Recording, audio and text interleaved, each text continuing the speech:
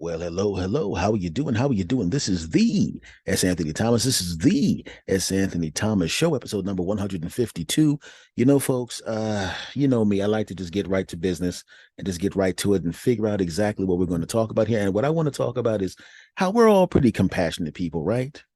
You're a compassionate person. If you see somebody that's homeless or they need some help, you want to help them out, don't you?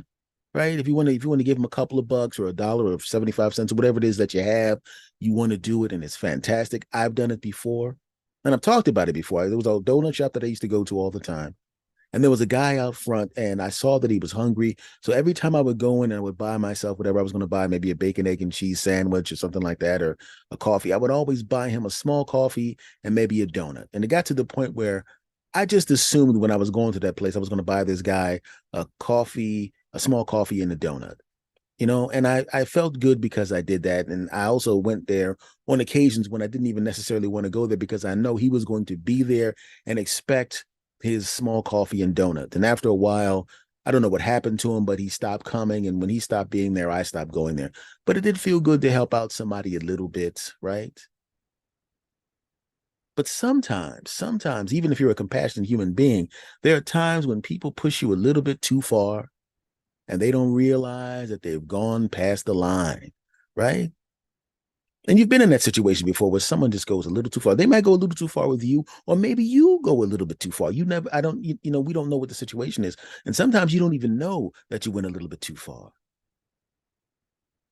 There was a time when I was a young guy and I was walking around on the subway down in Philadelphia when I lived down there, and these guys followed me around, and I was trying to be polite. The guy asked me for some money. I said it, and got to get. I don't have any change, which is really the worst thing you say, because of course this guy goes, "Well, I'll go with you," and then two of his friends decided they wanted to go with me as well. So exactly what I want to be in a dark subway with three dudes that I don't know expecting money. No. So I had to be impolite with that person. And then he got impolite. And then I looked at him and I said, look, there may be three of you. So you can really, if you want to, you can talk to each other in the ambulance if you want to. Because it's always good to be in an ambulance having somebody to talk to. While they're putting the tube in one guy's throat, the other two guys could, answer questions about where he came from. And they looked at me like, I remember that, and they backed off. It's happened a few times. I tend not to be a violent person, but I can pretend to be if I'm trying to scare someone off of me. And that was young me. Because at that particular time, he got a little aggressive. And when I said no, I was okay with that because I didn't feel threatened. But then I felt threatened, and he moved from being offensive to moving into a butt whippable offense. I call them butt whippable offenses because there comes a time when a person goes past that line where even a person who's a docile person, a passive person, might want to whoop that person's buttocks. And I haven't been in that situation in quite a while, until recently. You ever notice that when somebody comes up to you and they want to ask you for money, they for some reason have to tell you some long story that you're really not interested in hearing? I don't want to hear a long story.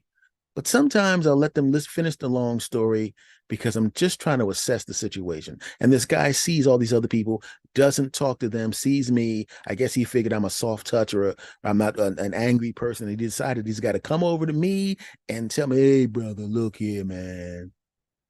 I know a lot of people try to be scamming and all that kind of stuff, but let me tell you something, man.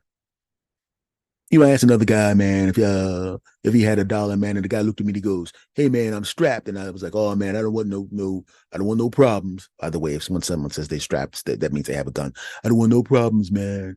And I had to back up off him, man. You know what I mean? And then, yeah, man, So I was wondering, and he told me this 4 minute story, and I'm sitting there going, I just ordered my food for the people in my house at the time. I wonder how long this story is going to be.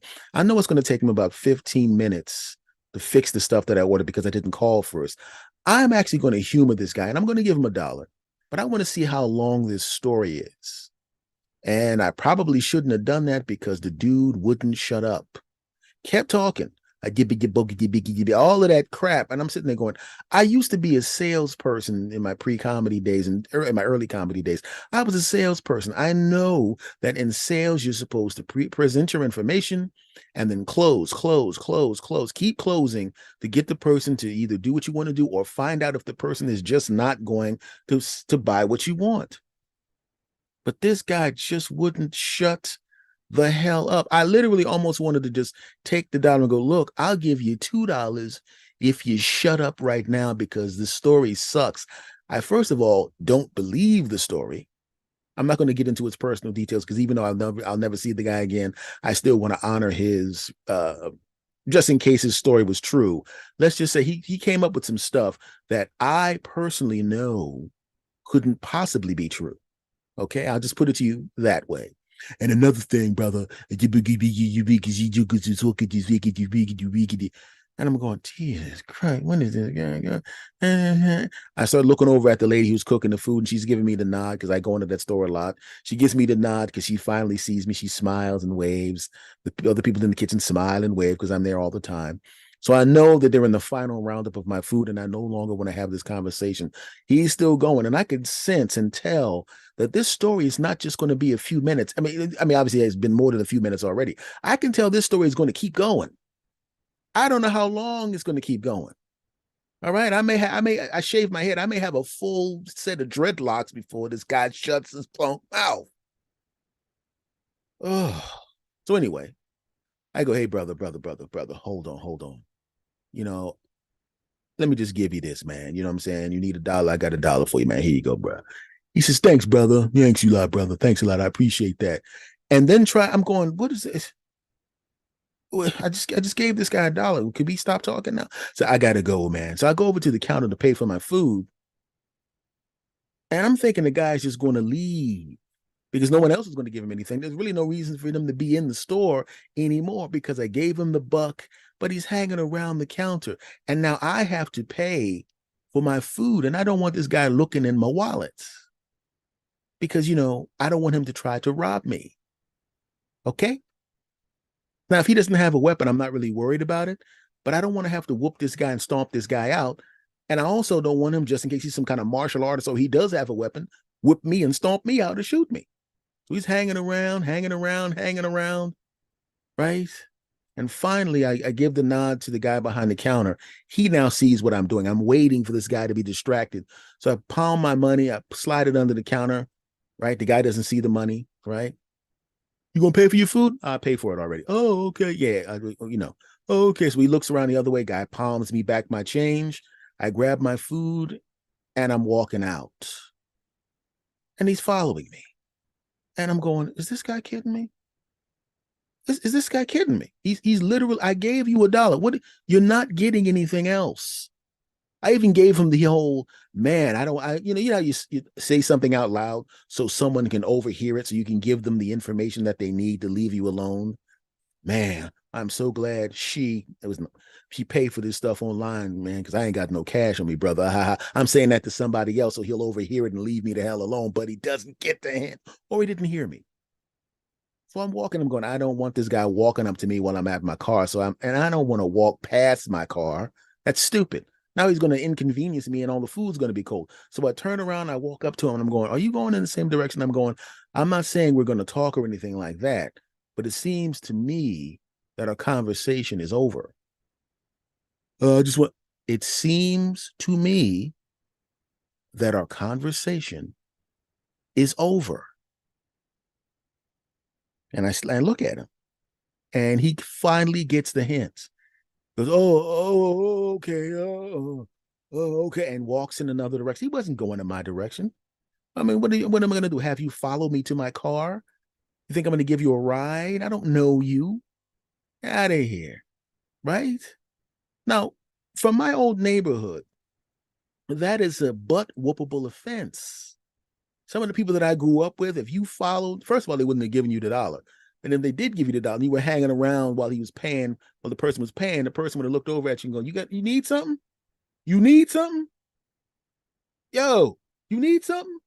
Some of the people that I grew up with, not my friends, but the people who were from the same neighborhood, let's just say they would have pulled up their shirt and showed them something that wasn't their belt, if you understand what I'm saying. All right. But that's one of those things where you're like, what are you doing? Aggressive. I had a guy stand behind me, try to strike up a conversation at the ATM. And unfortunately, this was a time when I had to take out, I'm not a rich guy, but I had to take out a couple $100 to pay a bill.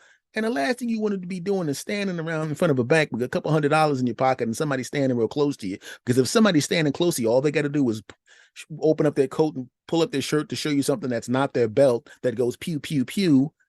And all of a sudden, you got to hand over the money.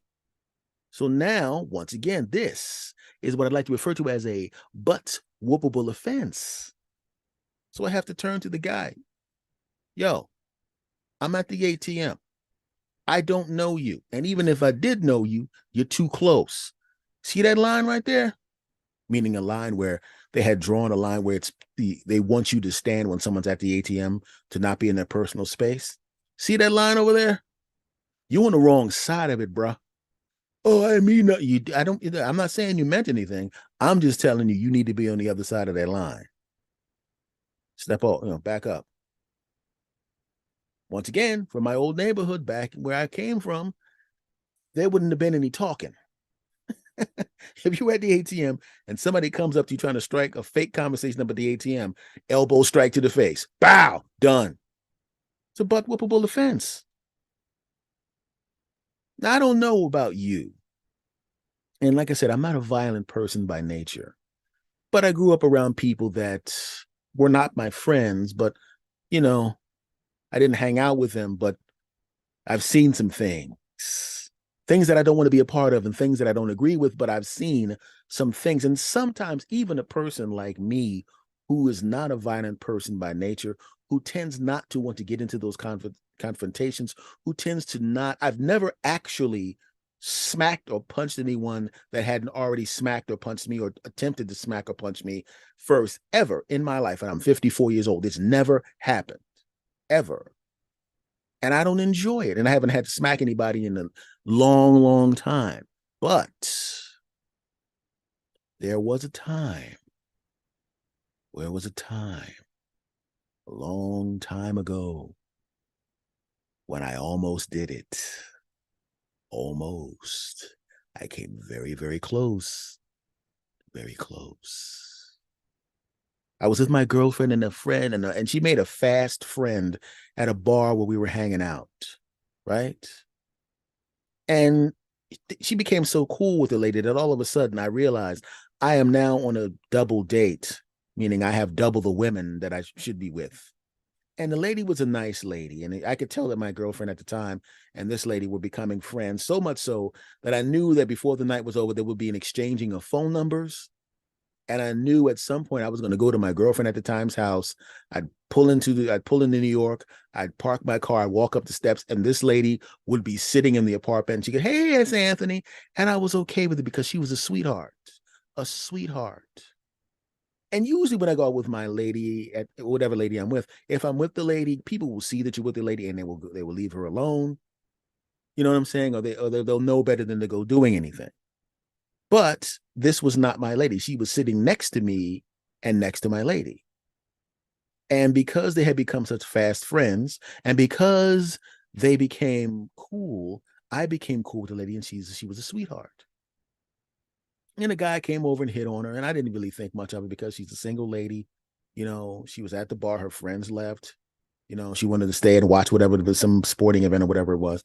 And the guy was hitting on her. And he was being a bit of a, I don't want to say curse words on this show, but he was being a bit of a beep, if you understand what I'm saying, but not horrible, just a little more persistent than necessary, but nothing that would make you call the police or anything like that. But I tend not to be that type of cat, right? But the guy kept coming back and she kept telling him to get out of there.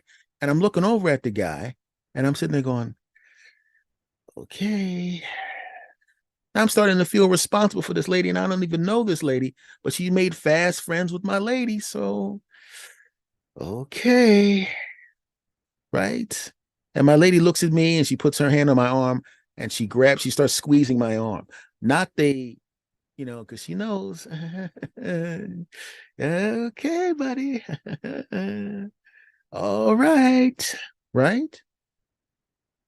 And then the lady looks at me, and at first she looked at me and she could tell I was getting a little annoyed because this guy won't take a hint. He's not taking a hint, right? And then she goes, "Could you do me a favor?" I go, "Yeah, what's up? What do you need?" could you say that I'm with you? And I'm going, it's literally another lady. My girlfriend's leg is literally on my lap and she's like hugged up on me. It's going to be kind of hard to convince people that I'm with both of you. She goes, yeah, but this guy's a little bit of a yeah. And I go, all right, okay. And he comes back again.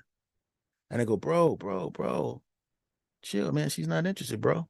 I tried to do the uh knight in shining armor without aggression type thing. And he looks over at me, and I don't remember what he said, but whatever it was, I could feel my girlfriend's nails digging into my arm, my right arm, because I'm right-handed, and she also knows that's the hand I would use to knock this guy in the mouth with. But once again, I'm not the kind of person that will strike a person unless they're trying to strike me first. I'm not going to do it. I'm not that type of person. No, no, no, no, no, not going to do it. I didn't need her nails in my arm. You know what I'm saying? Because if I was to bust this guy in the mouth, first of all, it would go against my normal way of behaving. And also from the other side of the bar would just look like a guy talking to a girl and me popping this guy in the mouth. So I'm not going to do it. Not going to do it. Nope, nope, nope, nope, nope. Whoa, whoa, whoa. Not going to do it. She gets rid of him. He comes back again. And this time she comes and sits next to me. She looks at my girlfriend as if to say, do you mind if I pretend to lean on your boyfriend? And my girlfriend gives her the silent, you know how ladies communicate with each other without words. They kind of, And I'm between them and I'm like, okay, I already know where this is going. So now she's hugged up on me, right? Right. And I look at my girlfriend and she gives me the nod as if, as if to say, go ahead, act like you're into it.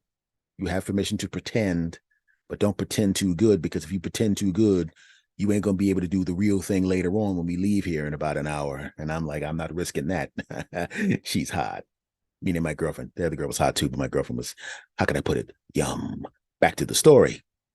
So the guy comes up. Now, obviously, now she's hooked up on me. So now the overt signal to anybody around this, I'm with this guy.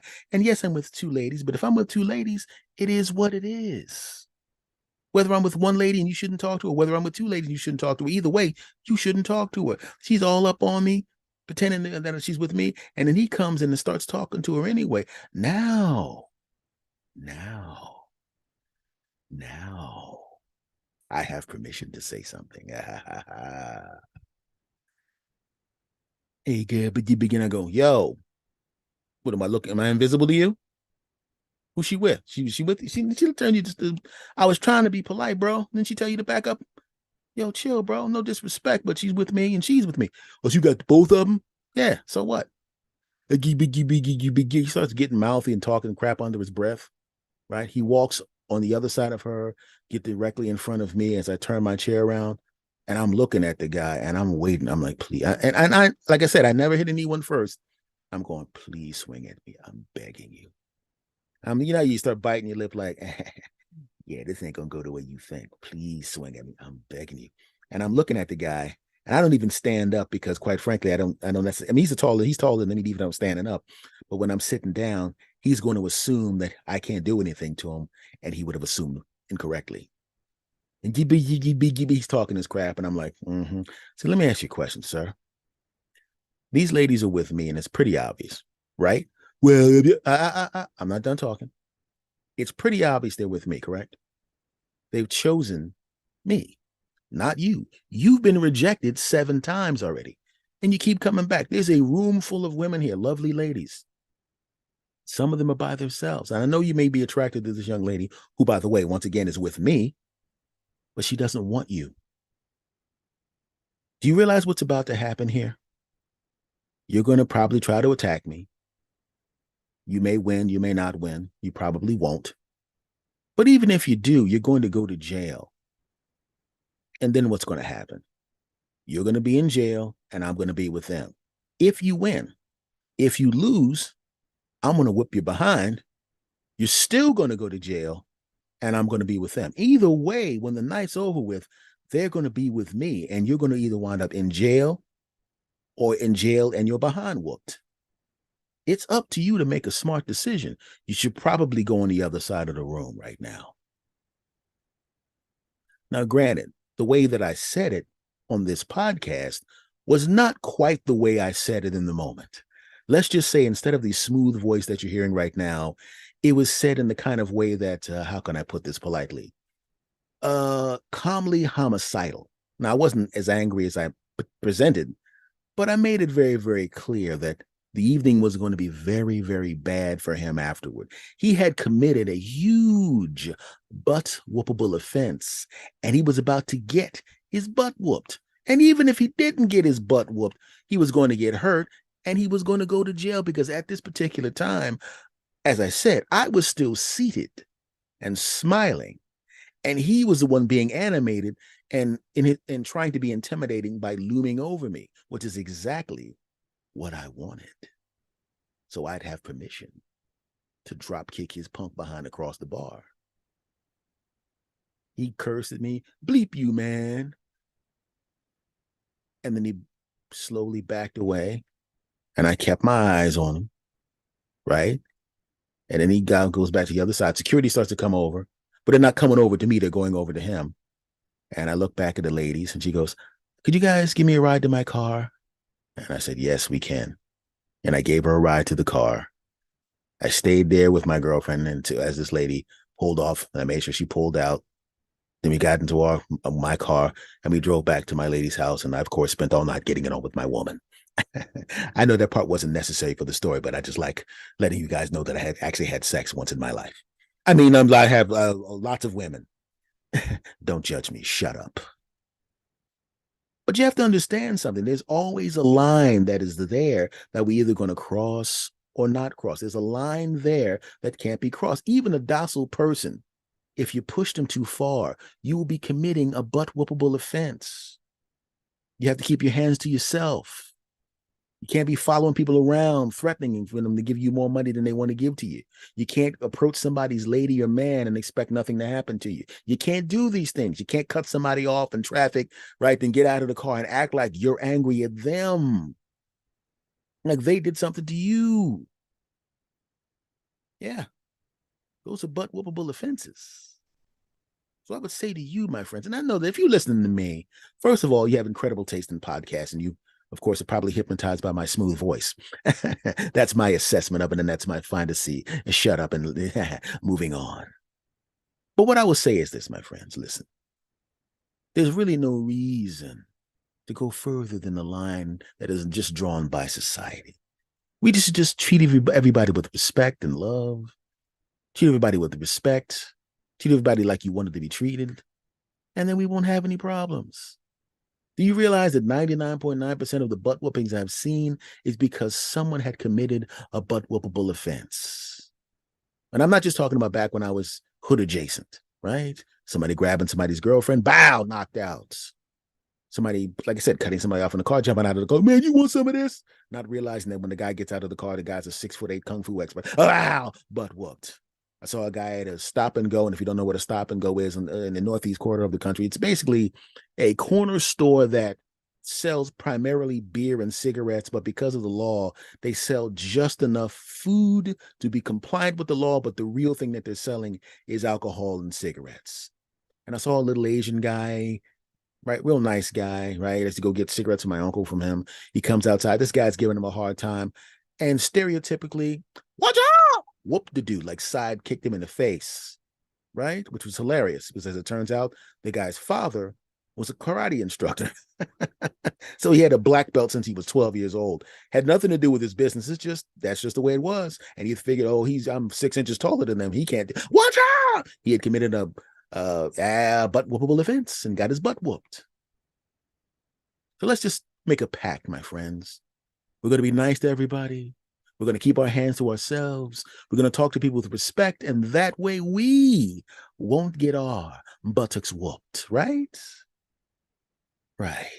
Like, I'm not going to threaten to whoop anybody's buttocks.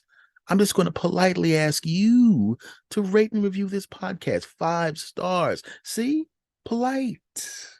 I'm going to ask you to tell friends about this podcast. I'm not going to say I'm going to whoop your butts because I can't whoop all of your butts. There's too many of you. And even if I could, I wouldn't. I would just say, please tell a friend about this podcast. That's all I will do. Okay? And in addition to that, I would just say to you, could you do me a favor? And if you haven't subscribed, subscribe to this podcast. I would appreciate it. Till next time, my friends, much love to you. Thank you. This has been the S. Anthony Thomas Show. Much love to you. See you later.